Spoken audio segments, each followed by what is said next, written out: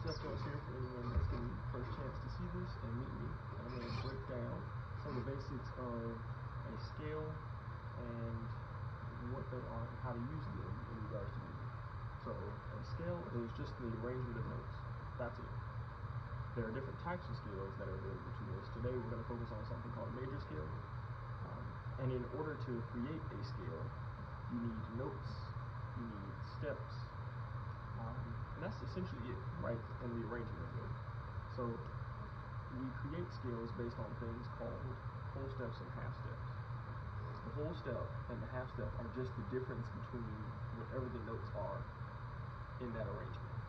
So in the key of C, which is, if you're looking at a piano, this first note here, I'm aware that I need, because of the wonderful formula that exists, I need a whole step or a half step to produce the notes that are available to me. C, whole step, to D, which will be my next note, E, a whole step, I have F, which is a half step, G, whole step, A, whole step, B, which is a whole step, and then C, which is a half step, which gives us a formula of whole, whole, half, whole, whole, whole, half. So that's 2 wholes, 1 half, 3 wholes, 1 half. The distance between those two notes, those steps, are what we call intervals. And intervals are important because if you combine them, they also create what we're going to get into, which are called chords, which are just stacks of intervals or layers of intervals, however you want to think about that. But essentially, in a scale, we have 8 notes, 7 technically, because the first note and the last note are the same note, just one is higher than the other one. And that goes back into the interval section.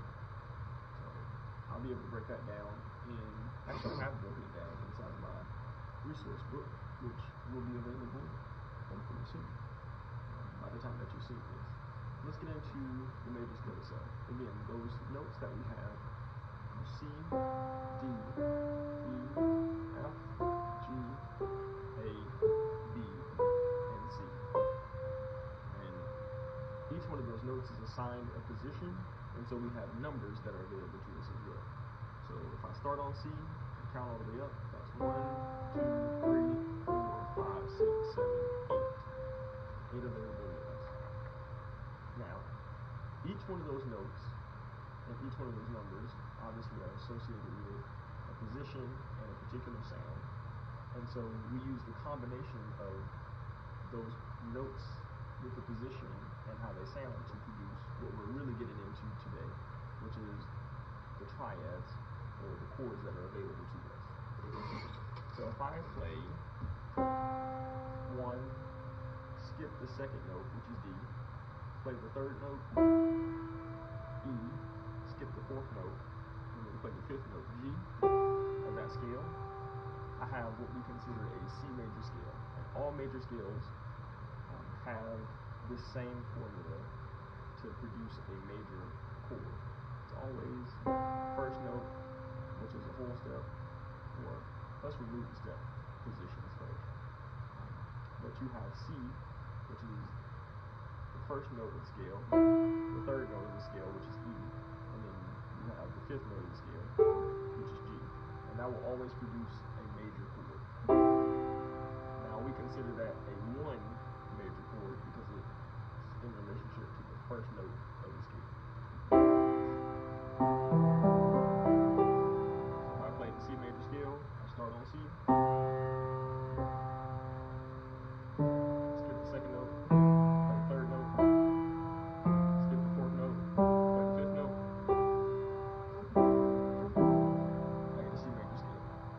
The same thing is possible if you slide all of your fingers up to the second note and start on D. So skip the first note, play the second note, skip the third note, play the fourth note, skip the fifth note, play the sixth note. And now I have a minor chord. In this case, since we started on D, it tells us the name of the chord and end up with D minor. Now all those notes are white keys, or no sharps, no flats. And sharps and flats are just a different type of note that's available to us. But in this case, because we're only playing in C, it sounds mildly different than the first chord. Happy, usually what we consider. Sad, so we usually consider that. The biggest difference between these two is the steps that are offered. So in the first case, remember, I told you intervals are the distances between notes. In the major scale, we ended up with 1, we skipped a step, and we made E, or 2, sorry. Let's write it this way. 1, 3, 5, which was a C major. Now, for reference, even though I was speaking about the D, the notes that are available to us are 2, 4, and 6. But we wouldn't look at that scale and go, yeah, play a 2, 4, 6, unless for some reason your brain processed it that way, which is absolutely fine.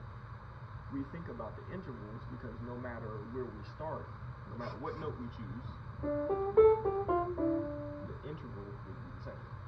So in a minor chord, instead of me saying, let's play 2, 4, and 6 in the key of C, I'm going to say we're going to start on D. Now D becomes the first note of the chord. We'll put a 3, and we'll play a 5. If I was to go back to the positions and swap all of the numbers around, something a little bit different would happen. We would end up with what we call a flat 3. The flat 3 just means to lower the note down a half step. So remember in our formula, we had hold, hold, half, hold, hold, hold, half. In this case, E is a whole step between D and E. We want to lower that to be a half step. So there's a note that actually fits in that space. And that's the note that we're going to call E flat. Now I'm going back to our first note being C so that you can see and hear the differences between the two. So now we've got C, E flat, and a G versus C, E, and a G.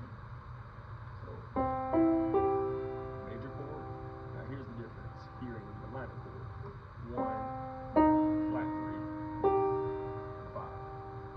You can do the same thing no matter where you are within the scale. But you're going to ask yourself, well, this note, this E flat, isn't in the 8 notes that we used earlier.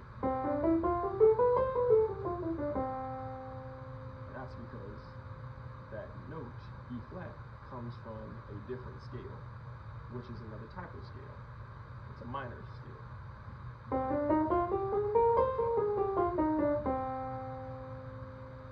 So we utilize whole steps and half steps, sharps or flats, to change the type of scale as well as to change the type of chord that we have available to us.